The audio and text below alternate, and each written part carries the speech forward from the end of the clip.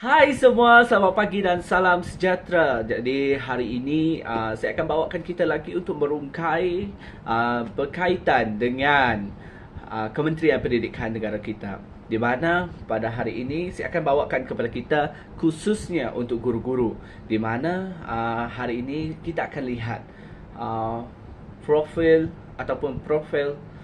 prestasi ataupun saya kata tata tingkat prestasi guru di sekolah. Jadi kita sering tahu dan kita sebagai seorang bakal pendidik kita nak tahu apa itu DG41, DG44, DG48 dan seterusnya. Jadi bagaimana kita hendak mencapai posisi ini dari permulaan kerjaya kita hingga akhir kerjaya kita sebagai seorang pendidik. Jadi kita mulakan daripada apabila kita telah masuk ke dalam sektor awam ataupun apabila dilihat dari perspektif sebagai seorang guru, kita lihat di mana seseorang guru yang baru mendapat lantikan, ianya akan digelar dengan DG41, iaitu Pegawai Perkhidmatan Pendidikan DG ataupun Didik Guru 41. Maafkan saya, bukan 51, 41. Di mana DG41 ini seorang itu berada pada fasa permulaan ataupun lebih dikenali sebagai pegawai yang melaksanakan ataupun menjadi pelaksana dalam sebuah program di sekolah. Jadi apa peranan, apa keperluan yang perlu diketahui oleh guru DG41 ini? Di mana DG41 hendaklah memahami dan melaksanakan tugas dan tanggungjawab dengan penyeliaan dan bimbingan. Itu adalah DG41. Di mana untuk naik pangkat daripada DG41 pergi ke DG seterusnya, iaitu DG44, ianya mengambil masa dalam 8 tahun perkhidmatan. Sekurang-kurangnya 8 tahun perkhidmatan baru boleh dinaikkan kepada DG44 ataupun sekiranya ianya menerima anugerah APC, anugerah perkhidmatan cemerlang, ianya boleh dinaikkan mengikut apa yang diberikan ataupun apa yang dinyatakan oleh majikan mereka ataupun ketua jabatan pada masa tersebut. Itu adalah time base untuk kenaikan gaji bagi seorang DG41 kepada DG44 adalah 8 tahun. Jadi hari ini saya akan masukkan juga, selain daripada saya beritahu peranan dia apa, saya juga akan beritahu berapa time base untuk seseorang itu naik kepada tingkat-tingkat yang seterusnya. Di mana seterusnya kita akan lihat daripada DG41 pergi ke DG44, dan DG44 ini dikirakan sebagai frasa berinspirasi, di mana ianya juga adalah frasa pergerakan ataupun penggerak. Kalau DG41 pelaksana, DG44 adalah penggerak. Di mana DG44 ini sentiasa melaksanakan tugas dan tanggungjawab dengan penyeliaan dan bimbingan yang minimum serta mampu menyelesaikan masalah. Ini adalah DG44 dan time base untuk 44 untuk kenaikan keterus kepada DG48 adalah selama 8 tahun juga. Itu adalah kadar time base kenaikan pangkat daripada DG44 pergi ke DG48. Dan kita lihat pula kepada DG48, dan DG48 ini adalah dalam frasa kompeten, di mana ianya merupakan seorang pembimbing ataupun mentor kepada guru-guru junior lah. Ini bermaksud DG44 bermainkan peranan untuk DG44 ini adalah orang yang telah lama dalam bidang pendidikan, dan sekurang-kurangnya perkhidmatan dia sudah melebihi 16 tahun lah. Kalau kita lihat kepada time base 8 tambah 8 dan 16, jadi 16 tahun. Jadi di mana DG48 ini adalah mempunyai pengalaman luas, mampu menyelia dan membimbing serta berkebolehan melakukan educated goals, masalah organisasi yang mungkin timbul dan melaksanakan langkah pencegahan. Itu adalah DG48. Dan apabila daripada DG48 ini, time base dia adalah untuk naik kepada DG52 adalah 6 tahun. 6 tahun selepas perkhidmatan dia dalam DG48. Jadi apabila telah mencapai DG48 dan naik kepada DG52, ianya dikira sebagai profession, di mana ianya adalah, orang panggil adalah peneraju perubahan. Okey.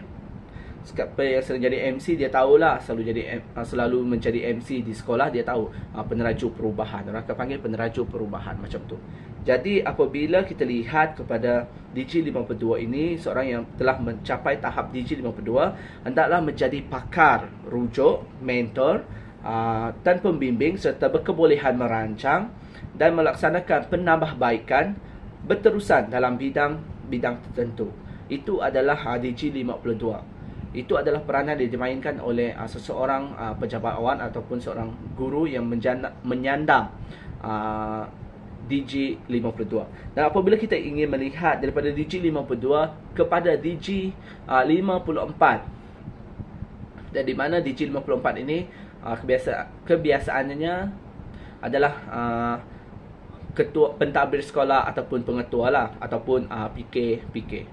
Di mana untuk time base daripada DG52 pergi 54 adalah selama 3 tahun perkhidmatan. Okey. 3 tahun perkhidmatan dia dalam DG52 itu, dia boleh dinaikkan kepada DG54, di mana apabila telah berada pada DG54 ini, seorang itu akan dipanggil sebagai pemikir strategik ataupun strategis. Itu adalah frasa dia dalam piramid, adalah dipanggil sebagai strategis. DG54 ini mempunyai kepakaran khusus dan berkebolehan mengurus perubahan secara cekap dan berkesan.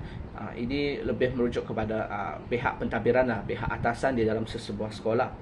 Dan ini adalah frasa-frasa dia yang dilakukan oleh DG54. Dan apabila dah sampai DG54 itu adalah tahap yang sudah tinggi, tapi ada satu tahap lagi yang menunjukkan ketinggian dalam bidang pendidikan itu sendiri, iaitu bukan bidang pendidikan saja, banyak lagi bidang, iaitu JUSA. Di mana JUSA ini seorang itu akan dipanggil sebagai pemikir holistik. Pemikir holistik ini hendaklah mempunyai pelbagai kemahiran dan berkebolehan menjadi konsultan dalam merangka strategi yang komprehensif dan melaksanakan latihan yang tepat untuk memastikan kejayaan organisasi. Itu adalah DG JUSA ataupun JUSA dalam profil prestasi. Jadi apabila kita melihat daripada DG 41 hingga DG 48, di mana pada bahagian ini penekanannya adalah kepada pedagogi, komunikasi, etika, hubungan rakan sekerja, semangat berpasukan, pengurusan konflik, kreativiti, inovasi, pengurusan berkualiti, jaringan perhubungan, pembangunan staf, PAK 21, pembangunan komuniti. Itu adalah peranan daripada DG 41 hingga DG 48. Itu adalah bidang latihan yang mereka akan alami lah.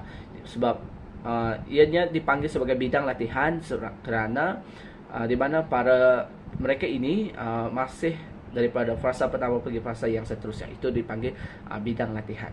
Dan apabila seseorang itu daripada DG 52 hingga ke atas, iaitu hingga JUSA 52 hingga JUSA, bidang latihan mereka adalah lebih kepada pemikir, organisasi pembelajaran, pengurusan pentadbiran, perkongsian rakan sekerja, budaya pengurusan, pembangunan latihan dan pengurusan perubahan. Ini adalah peranan yang dimainkan oleh para guru atau yang mempunyai mengikut profil prestasi mereka, mengikut DG mereka, di mana time base untuk perkara ini seperti yang saya nyatakan tadi, dan saya akan ulang untuk terakhir kali, di mana time base daripada awal lantikan, seseorang itu akan dilantik memegang DG 41.